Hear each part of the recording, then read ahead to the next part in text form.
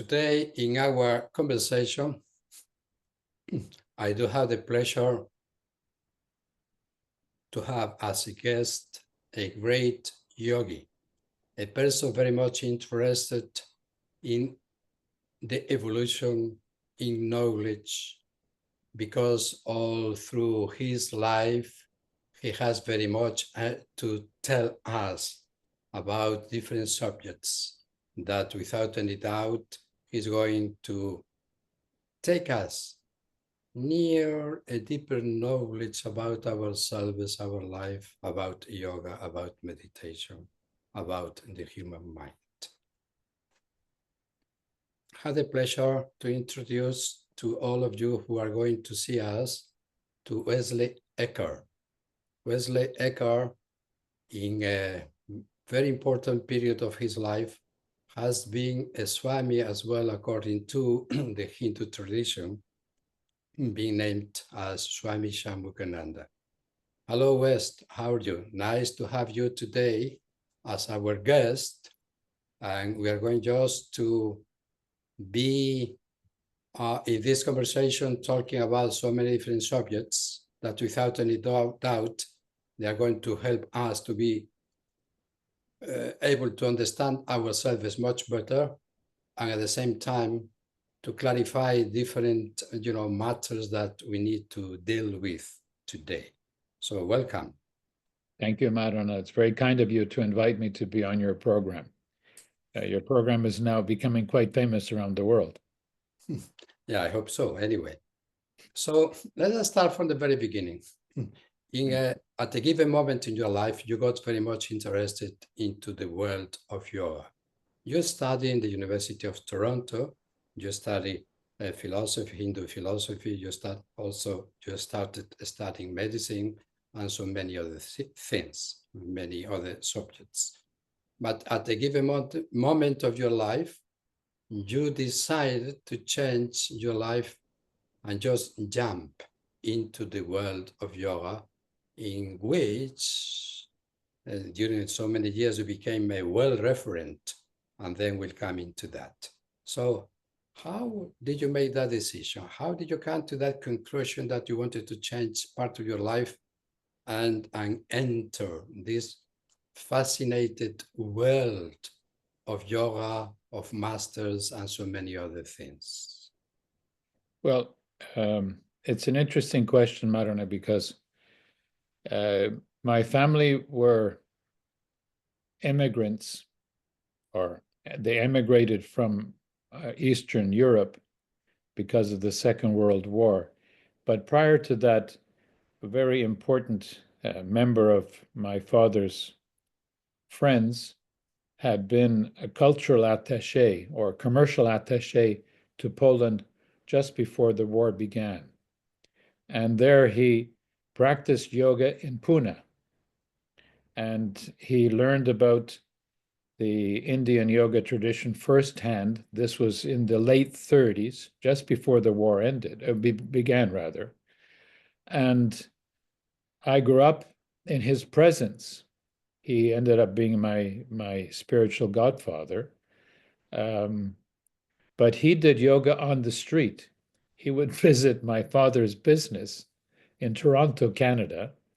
And while waiting for my father to close his shop, he would stand on the street and do the headstand, the shoulder stand, other postures. He was a man very highly educated, very cultured. His father had been a concert pianist in Poland.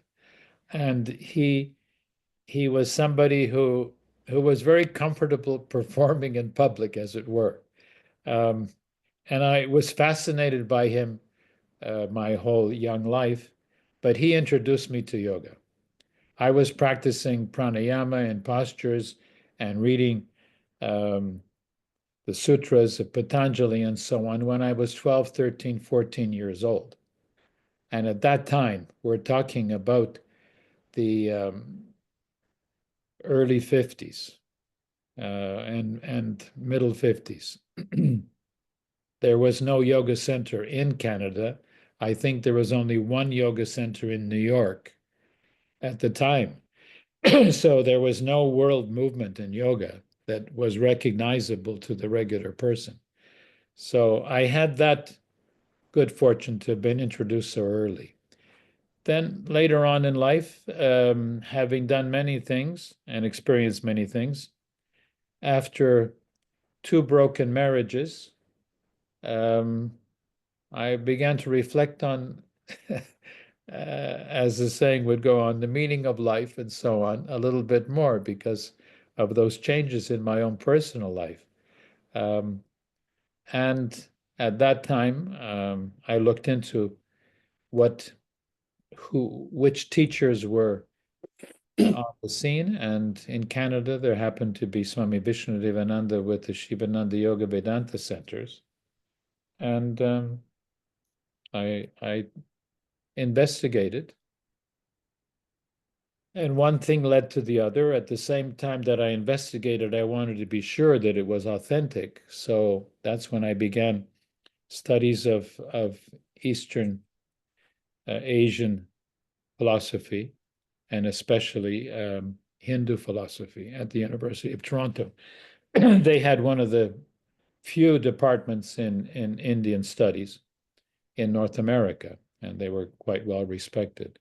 So once I was satisfied that it was authentic, it wasn't some kind of, I don't know what you would call it,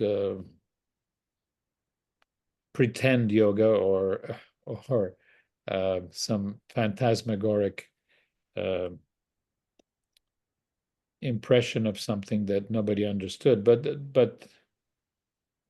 the tradition was authentic, and I thought, well, I'll try, see what happens. And as I got involved and got more serious, then I decided, well, it looks like what is asked is a very intense practice, and I was used to doing intense things, and not afraid of making the move. So I also took sannyas. I became a renunciate in the tradition of Shankaracharya. That's my little story. Okay, so you became a Swami, and you at the same time, during quite a few years, you directed, or you are the director of different ashrams. And so you had a big responsibility, since Swami Vishnudevananda gave to you that responsibility. And then yourself teaching all over the world, you start training so many people in so many countries all over Europe, even Russia, Australia, India, United States, and so on and so forth, during many years. So in those moments, this organization led by Swami Vishnudevananda was probably the biggest, the widest, and the most outstanding one all over the world in those moments. Okay. Yeah, at that time, yes. That time you're talking about, and that time, So tell me your experience about that relationship between yourself and the guru, between yourself and all the students, and all the courses and seminars and workshops you are teaching in so many different countries. How was that experience? How was that experience? Well, that shortens the answer. The experience was wonderful. I had a great time. It was so invigorating to be sharing it with people from all around the world. It was, as I often say, it was like joining the Navy and to see the world, because as you just said, taught in North America, Canada, the Caribbean, South America, Mexico, um, the Far East, New Zealand, Australia, India, and then Europe and so on. I mean, I really did tour the world. So that in itself was fascinating. People were very eager to know, and I was eager to learn. And travel is a great way of learning. And at the same time, I was engaged in that particular discipline the whole time. So I had a disciplined life and very intense because there was very little downtime, very little relaxation time. I was teaching in all those places. So it was very invigorating.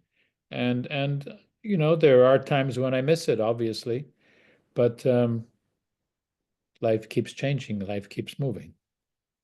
Now let's come for a moment to the word yoga.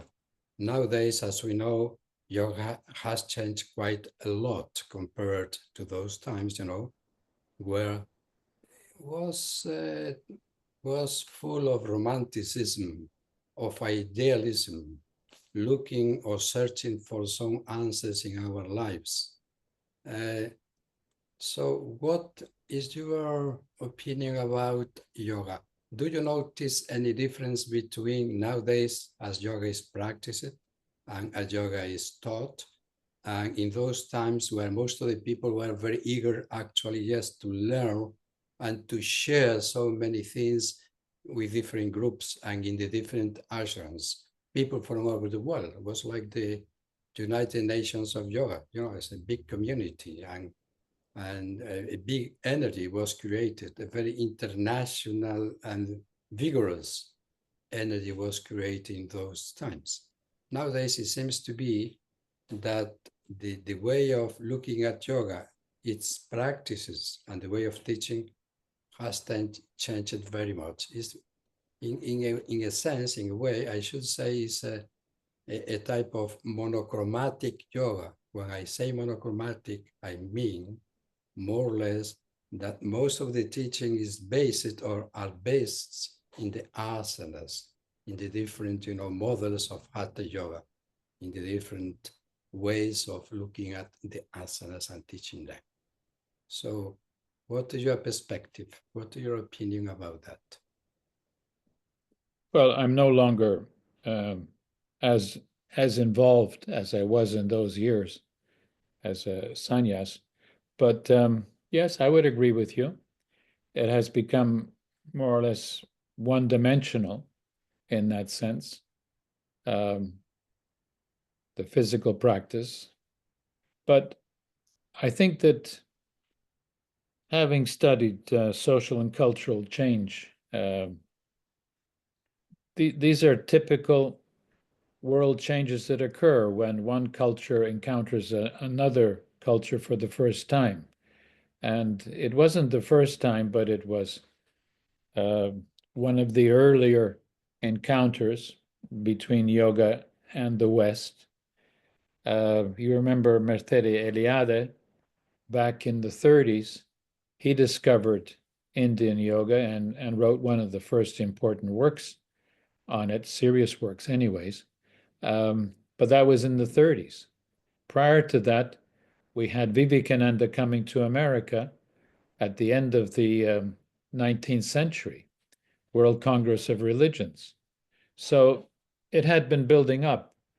Then, and prior to that, of course, England had colonized India, and many of its Victorian intellectuals started to get engaged, first of all, in the study of Sanskrit, and then, of course, Indian philosophy, etc., etc.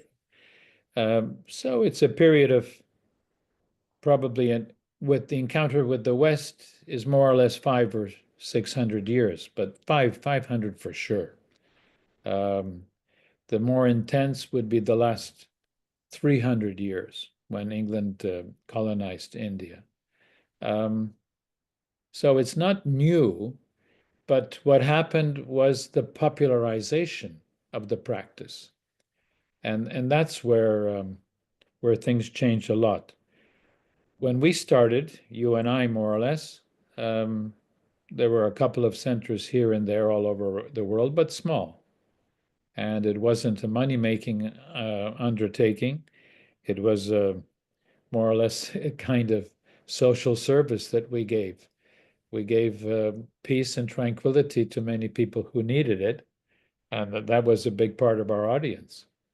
But then it became a fad, and that's when things changed. when it became a fad, in other words, it became extremely popular, people without even knowing what it was, it's just that it dominated the media, dominated the culture, and that's when it became flooded, and everybody got involved, or everybody, a huge involvement, and of course, an economic boom took place. Yoga meant making money to a lot of people. So that changed the dynamic, and certainly in a capitalist world that it is, that's an important factor. What I think you're getting at is that over the years, the people approaching yoga weren't really as serious, or what's the word? Their involvement wasn't as deep as it used to be before at the early days. In the early days, most people that got involved were already educated people, and they were interested in more than just physical practice.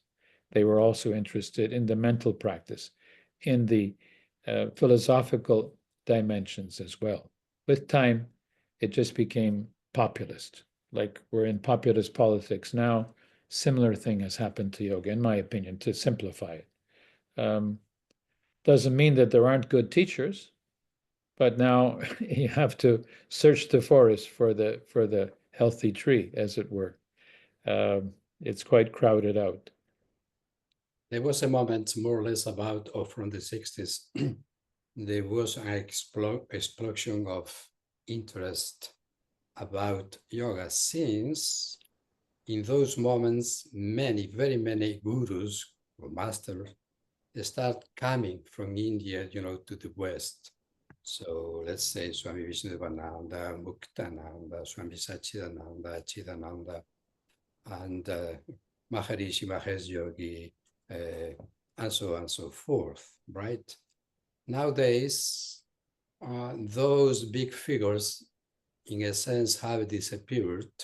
They are not so much followed by practitioners of yoga, but those were flourishing moments in which the West was looking, to the East, to India, basically. And you lived those beautiful moments, those beautiful experiences, and the contact with so many teachers, but at the same time, with very important figures in the world of neuroscience, medicine, researchers, physicists, and not only that, but you are inviting these top figures to come and participate in different symposiums, about yoga, medicine, neuroscience, health, well-being of body and mind.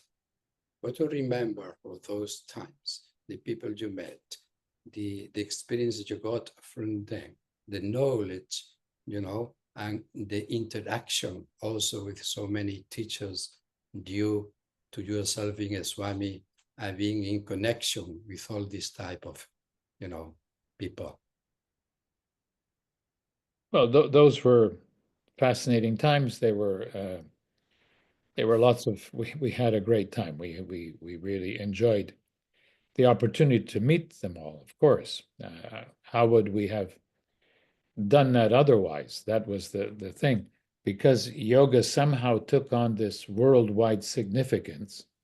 We were brought into, or we were allowed to be brought into their company, or to attract their attention. Otherwise, who were we? We were just regular people. We would have been totally unknowns, and as we are presently, we weren't that important. We just happened to be there. That's all. And because the word yoga became so mystified, or mystifying to the population, and it attracted so much attention and such a big public, serious investigators gave their interest for a while. I think what's happened is that interest has now faded out, because it was investigated. Whatever was there to discover was basically discovered. So now the hurrah, the big hoopla is over. It's there, it's available everywhere in every town and city around, more or less around the world. And it's like going to the grocery store. You can get yoga almost anywhere. Your friends and neighbors teach it. So it's no longer a mystery. The mystery has gone. The investigation was conducted, and okay, it's good for you, but that's it. It's not going to do any magic. They thought at the beginning, we didn't know at the beginning, and the world didn't know. The way it was presented, the way it was, to use a commercial term, sold to us, a marketing term, was that this was going to change your life. This was magical. You know, that part has passed. We're no longer naive.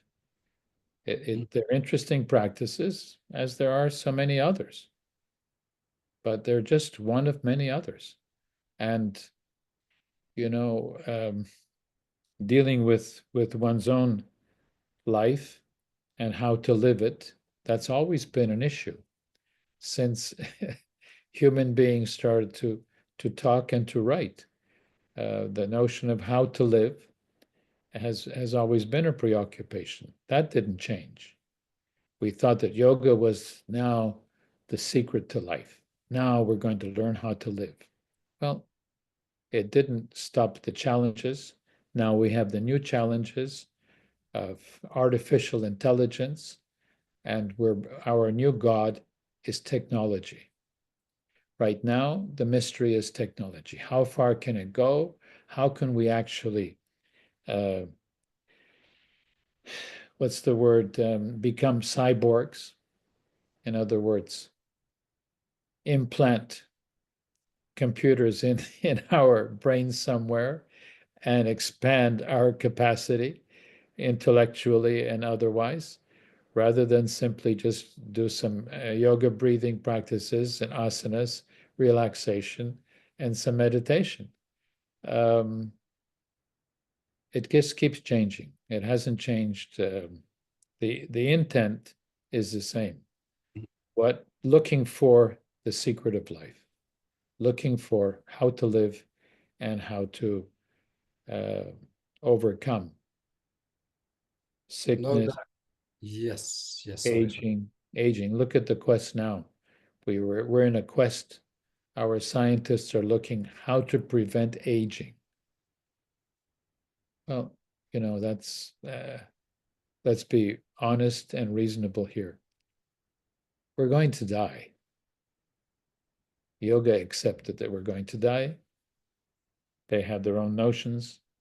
The Buddha said, eventually, it all ends. After the cycle of reincarnation goes on for a while, finally it ends. There's an end. There is cycling. The universe is cycled. We know modern astrophysics. You know, it came out of what appears to be nothing, and it's going to collapse. So the universe has a lifetime as well. We are living in a finite universe, and as Buddha said, everything is ephemeral. And that's it. What are we going to do? We think we're going to change the basic physics of life. It seems that we are still naive in that sense. We can aspire, we can keep looking, keep investigating. I think that's a wonderful and exciting activity. But to pretend that we're going to solve life and death, that I don't think anymore is the case. It was at the beginning. It was mysterious at the beginning. I became a Swami with the promise that eventually I could find liberation, moksha. Well, I didn't find any liberation or moksha. I'm still in the human condition today as I was then. Just the illusion is gone. Okay, it didn't come yet, but if you have hope, probably well, you never know. Taking all those things into consideration, however, we know that the human body and the human mind need activity. We are full of desires, of course, to be happier, to feel better. In a way or another, all these techniques collaborate in helping us at least to feel much better with ourselves, and at the same time to come exploring our minds in order to know how they operate and how they work. For a moment, we come into meditation. There was a moment in your life that you were teaching courses just to fight or to combat stress, okay? And at the same time, you are teaching and even you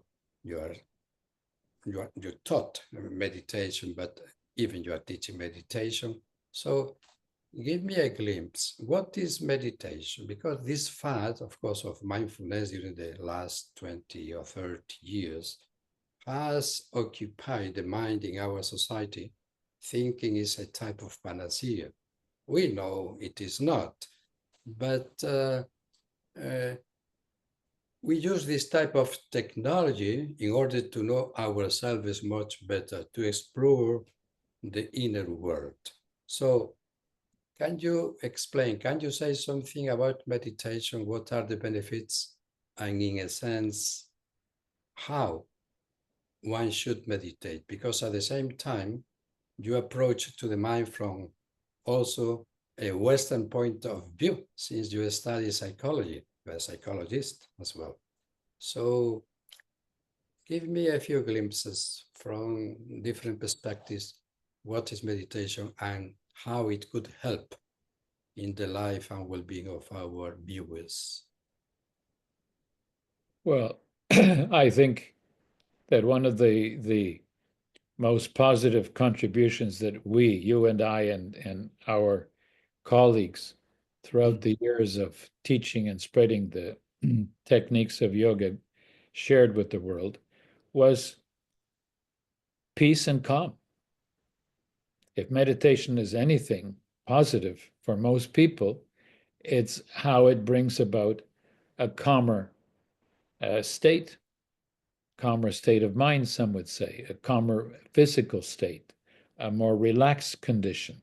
Relaxation, one of the things that were most effective, we're just teaching the general public how to relax. In other words, to typically lie down in a supine position and watch your breath for 15 minutes and suggest to yourself that you're getting more and more relaxed. That 15 minutes for most people was such a gift of peace and tranquility that they came back again and again to do that practice. That was the essential part. The rest was icing on the cake, the stretching and everything else, which helped to relieve certain tension within the muscles, of course. But all in all, it was the resting of the mind. So meditation, in a way, is resting of the mind, either giving it a gentle focus, and with that focus, there's a distraction from one's problems, because the mind can only deal with one thing at a time. As you know, you cannot be on the phone while you're driving the car on a superhighway. It doesn't work. You'll be dead soon. You'll in an accident, in a car accident. Same thing here. You can only do one thing at a time. So you give it one thing, and that's the basis of Patanjali's teachings. You distract the mind from your problems. But then, very famous psychologist, Csikszentmihalyi, difficult name to say, he discovered that in a population studies that he did, early ones, that when were people happiest? When they were at work. Nobody likes to remember that. And what was his explanation? That they were focused on the job at hand. They forgot about how their wife was feeling, what their kids' difficulties were at school, whether they had paid the mortgage or not, whether they needed to fix the car or whether it would even start in the morning, and so on. So that practice of distracting the mind from one's problems is basically the simple explanation of meditation practice. It's a distraction practice. And eventually it can become more subtle than that. It begins with that. Gradually, one can take a metacognitive approach to oneself, that one can accept that this biological organism, Homo sapien, is like any other biological organism. It's constantly under change. And just to accept that physically we change, emotionally we change, we will experience emotions such as extreme fear once in a while, but these all pass. So that in the deeper understanding of meditation comes about. The ability to metacognate, in other words, to be able to watch yourself as a witness of your own self. And that is when it becomes a much more profound experience and helps you deal with life. In other words, to accept life. The key word here is accepting. It's not a new concept, been taught by many cultures at different periods in history. And whether it was taught or not, we had no choice. You either accept it, or not. I mean, you're gonna, you have no choice. We have no choice. Right. Now we got to accept Trump. What are we going to do? A very important field of knowledge of study is neuroscience. And there is a big debate, has been a big debate for many years and discussions about consciousness. What is consciousness? Does consciousness resides in the brain? Is consciousness something different to the brain being in the mind? So you are very inclined to study, about consciousness and the main scholars in that field. So could you explain from that perspective? Because of course, if you go to the study of Advaita Vedanta philosophy according to Shankaracharya, or even the Upanishads, everything is consciousness. I remember those words by Ramesh Bhashekar when I was with him in India as well. But this big debate in the field of, the experts in neuroscience or philosophy of the mind. So how would you define consciousness according to different thinkers or philosophers who have studied and do study this subject? Well, I think that the problem is reification. Reification means that somehow we think of we give to this word, this symbol, this language symbol, consciousness, the word itself. We tend to make the mistake of thinking of it as a thing. Re is from res in Latin, a thing, reification of the word. That's a classical error of understanding or rationality. Consciousness can be defined in so many different ways. Perception, the fact that you can see. I see you now, thanks to the medium of the internet and the Zoom connection. But I see an image of you. That's part of my consciousness. You hear my voice, I hear yours. Another dimension of consciousness, one of the many senses we have. We have many senses.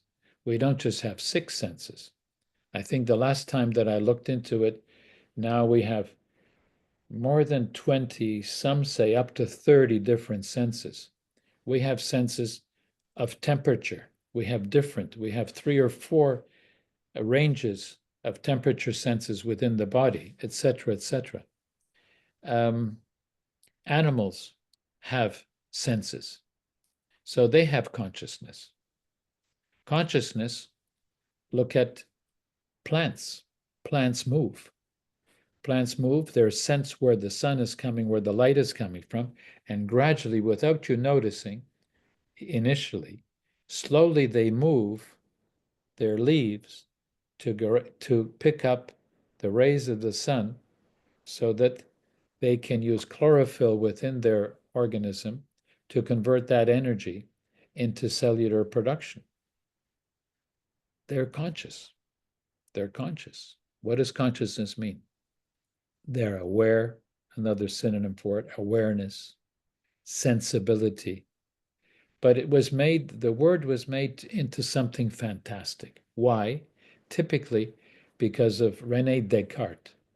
René Descartes said that only human beings are conscious. All animals are without consciousness. And that stuck with human culture for a long time. And this word consciousness became associated with some higher level within the human, within the Homo sapien, compared to the rest of biological life. Now, our investigators are showing that that's definitely not the case. Definitely not the case. All animals, all plants, all living things are in some sense conscious. So, what word would you rather use? I don't think it's mysterious, it's just awareness. Interesting to study it, how those impulses come about, but they're all coming about by means of biological processes. So it's a study of biology. It's biological. Senses, the nervous impulses, what are they? If you reduce them by study to biochemical processes, like in the brain, in the neuronal system, same thing. It's all a chemical and physical process and electrical. But there are experts that they go beyond the material world. They go beyond the body-mind mechanism. In What other experts? What words, experts? they come to be, like, let's say, dualists, no monists, that say that consciousness many back up into their ideas that it is an epiphenomenon. In other words, is due to the operation of our brain. But there are other experts that go beyond that, the material world, and they call it to be in a mental world. In other words, in a different dimension. They sustain a different, theory. As far as I know, and I did study philosophy of mind. I have the master's degree in that. That doesn't mean that I know very much, but I'm not innocent to it. I have no knowledge of that. No knowledge of that. There are no serious studies of that. There's certainly no science of that. There is no evidence of that. So I think it's part of mythic traditions, religious mythic traditions. Where is the evidence? It's like the idea of life after death. Where is the evidence? So far, we have none. So it's the same thing. I mean, it's just mumbo jumbo as far as I'm concerned. Okay, let's go for a moment before ending to another topic, which seems to me, very extremely important, and is the mental health. Nowadays, we are living in a world of stress, in a hurry, preoccupation. We fall into problems related to anxiety, at the same time depression. How could yoga and meditation help just to improve our mental well-being? Well, I think I mentioned them with regards to relaxation and meditation. That's the contribution that yoga basically makes to other people that are more into the spiritual teachings of it, with the promise with the promise of salvation. Many people get comfort in feeling, or believing rather, that they will endure eternally, and they're given the promise of some kind of eternal life. So some teachers of the yoga tradition will promise, as they did in my case, spiritual liberation. And that's something that has remained successful for the last at least 6,000 or 8,000 years, different kinds of religious or spiritual teachings. So you have either relaxation techniques, calming your preoccupation with certain issues in life, or how to deal with fear itself, and accepting that fear is a natural response. It's an important one because it helps to warn us if there is danger, and the warning makes us then to take action typically. But because we're in a culture now, in an economy that puts so much pressure with time occupied in meeting deadlines over and over again, and also the inundation of new knowledge. How do we keep up with it? It was said a long time ago, so it's probably much greater than I remember it. In 15 minutes of a normal day, we learn more than people did in a year in medieval times. Now, if we go back even further in civilization than medieval times, just compare it. The production of new knowledge is so rapid today that we've stopped counting or measuring it. It's just too big. It's just too big. That already puts a stress on our cognitive capacity. How do we keep up with the stream of knowledge? We're making that knowledge, and we're expected to keep up with it. So we've imposed this stress on our own culture. It's a byproduct of cognitive evolution, but we don't know how this is going to end now, because can it go on forever? I think that we're at a turning point in evolutionary terms. What is going to happen? Some are proposing that we become cyborgs, as I've mentioned before. That seems to be the case now, and there's a lot of attention on that. Artificial intelligence, everybody's talking about it. Everybody's thinking this is the latest thing. What's going to happen? I have no idea what's going to happen. And can yoga help with all of this? I think there was a phrase that we used to use a long time ago: simple thinking. So simple living and high thinking. Simple living and high thinking. It So, seems that we're going to be confronted with it again. In the 60s, that was kind of what the hippies did. They wanted to get out of the work cycle and the stress cycle at that time. Compared to now, that was nothing. What did they do? They were going back to the farm, going back to the land, back to a simple life, just growing your own food, eating it, having companionship, making a family, being sweet and loving to each other, and dying. Basics, going back to basics. Right now, we're distracted thinking that somehow life is going to become machine life. I don't know. I don't know what will happen. And I'm here for the ride, as it were.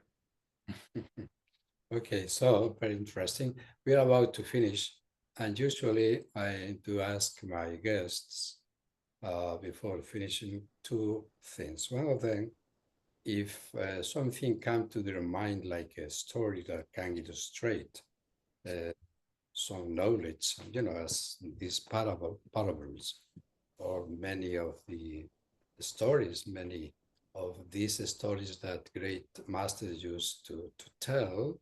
This is one thing. And then to close, if you are so kind, just to lead or just to guide a short meditation, because in this way, when we finish talking, people can close, the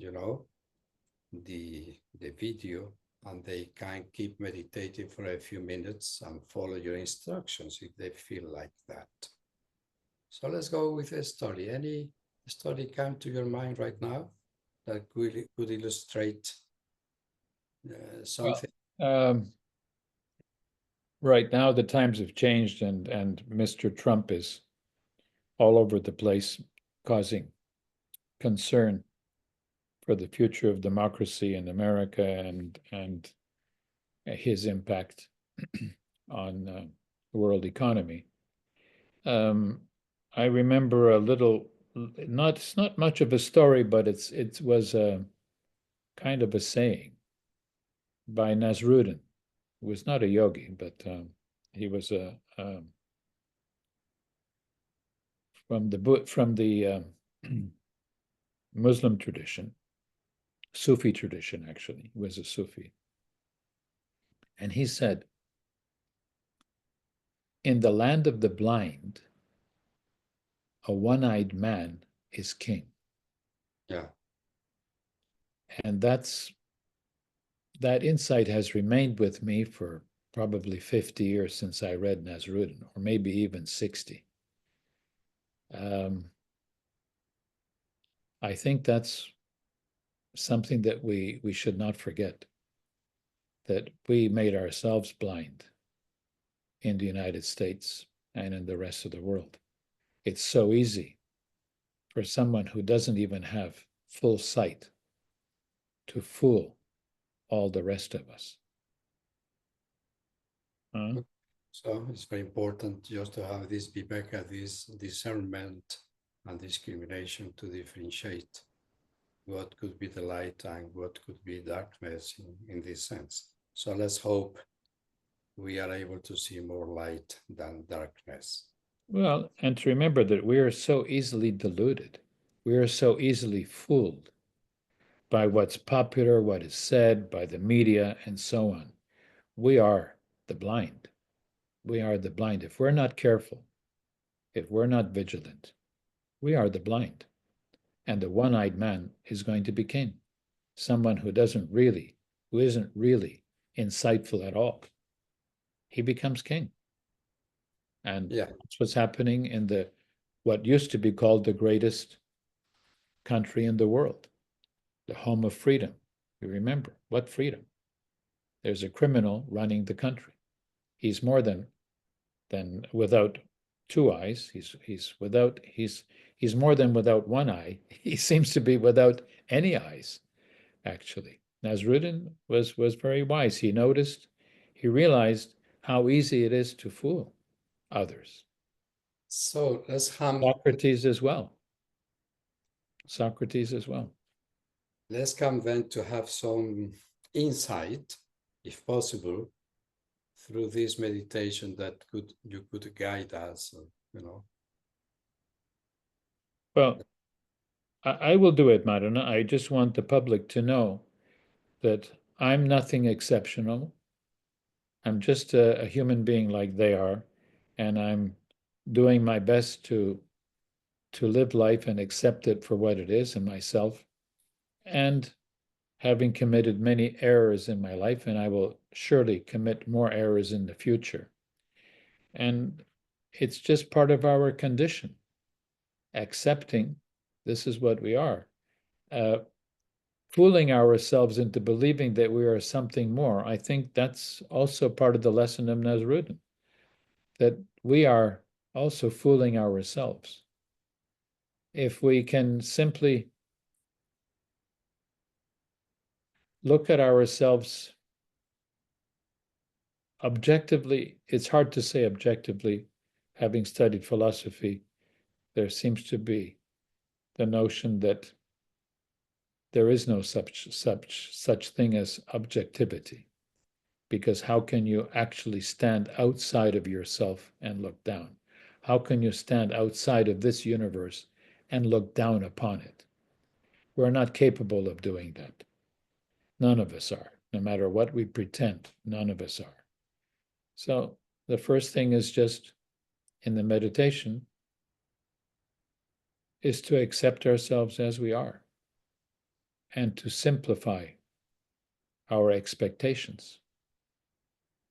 So the first thing that if I'm going to teach them meditation, I would suggest to the audience to make themselves as comfortable as possible, either to stretch out on their couch or place a blanket on the floor and lie on the floor, and then close their eyes and make sure that the door is locked so they won't be interrupted. And then to bring their attention first to their body, from the tips of their toes to the top of their head. And as they bring their attention there, to consciously, with each exhalation,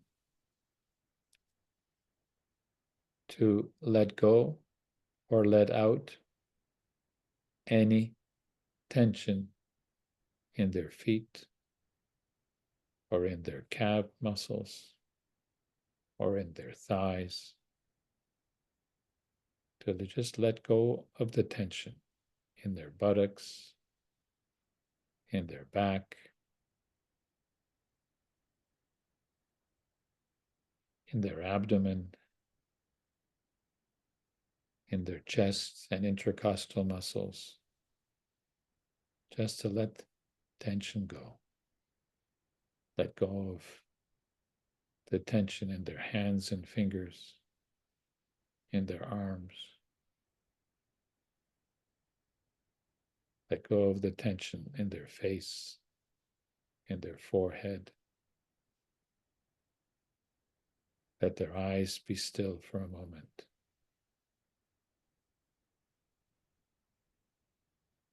And just let their whole body, from the top of their head to the tips of their toes, be more and more relaxed.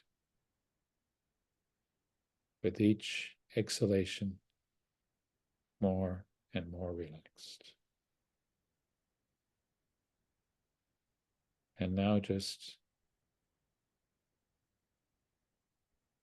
let your breathing be natural, without control. And just watch it without controlling it. Let it follow its own rhythm, which will vary. And all I ask you to do is just to count from 1 to 8 your breaths. In other words, when you inhale, just count 1.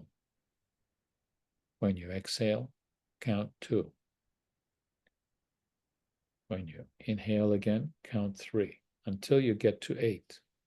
When you get to 8, start again. Just do that for 1 minute.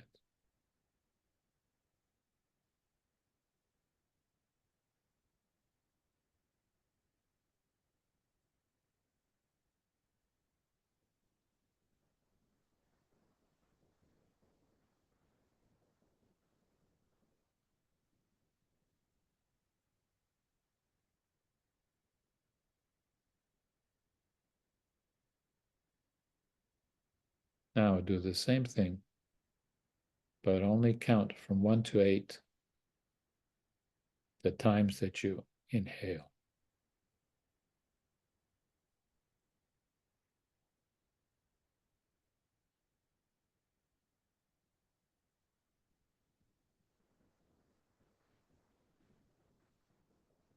Without controlling your breath. You're only counting when the inhalation begins spontaneously.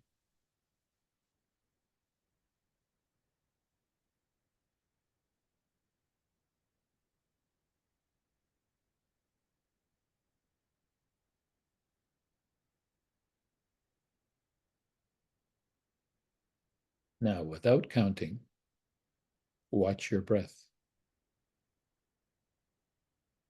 Just watch its automatic movement.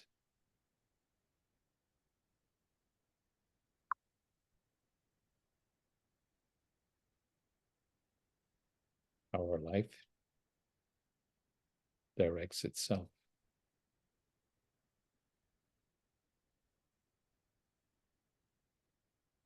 This breath, this breathing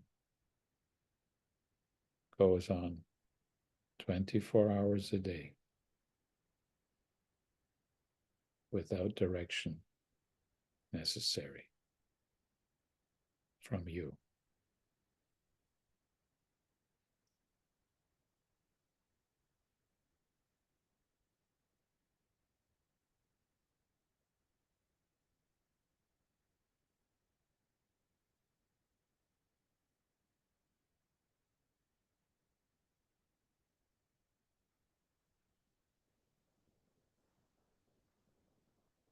Now, if you wish,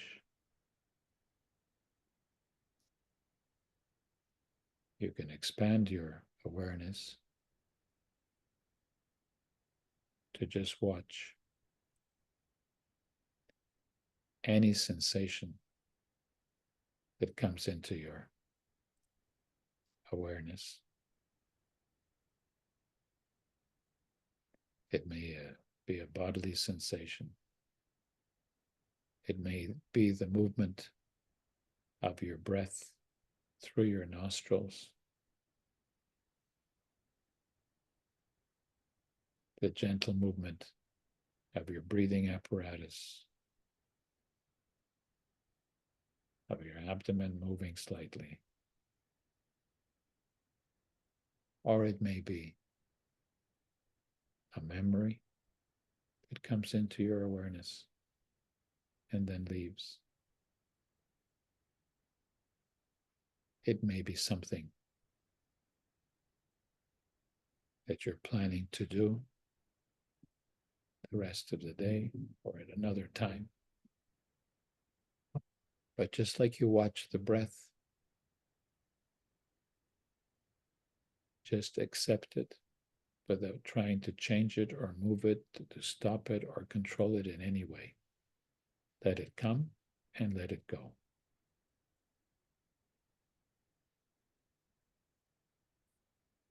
And this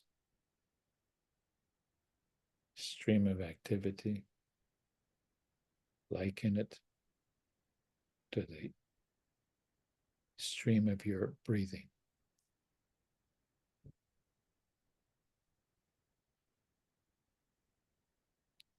These are just images, memories, impressions, plans, thoughts.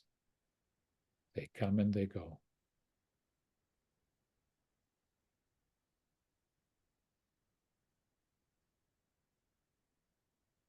Then be.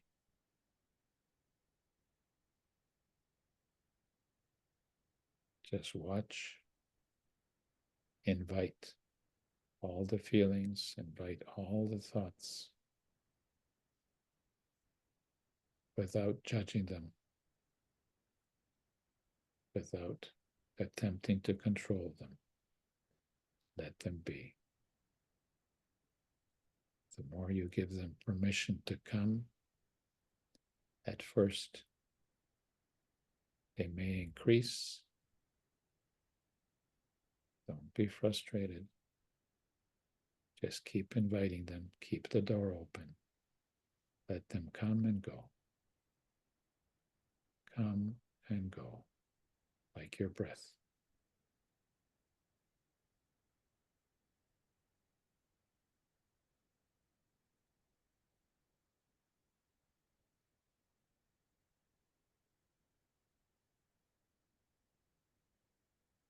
You can continue this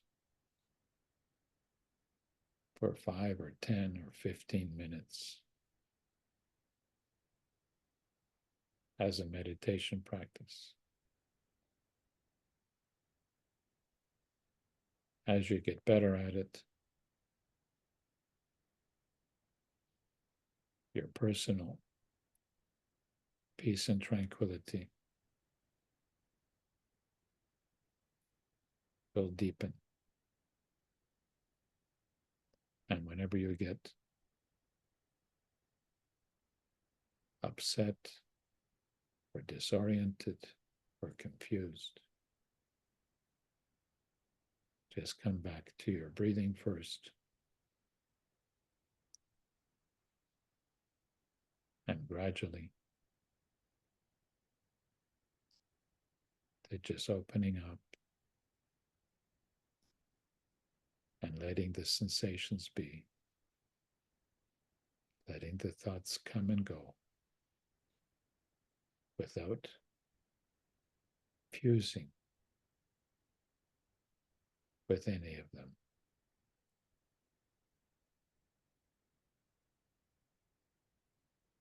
Even the most difficult thoughts or feelings.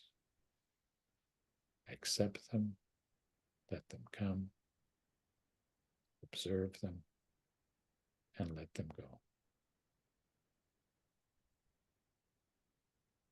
As you practice this on a daily basis,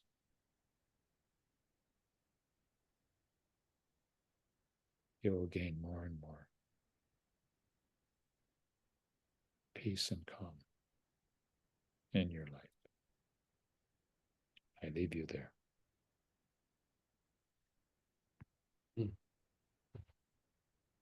So you can follow these instructions about meditation, and you can sit as long as you want. And without any doubt, they will be of great help for your well-being. So Wes, thank you very much indeed for sharing with me your knowledge, your experience, and it has been wonderful moments, as many as we have shared for so many years all over the world. And this occasion, this makes it more sharing for those people who really can know you better, since you enjoy of great experience in your life and you're having a very important person in the world of yoga all over the world. Thank you very much indeed for being here with me, and we'll have more occasions to talk. Thank you, Madhana, for having me. Thank you very kindly for your confidence. And thank you for inviting me. Thank you. So, Thank you.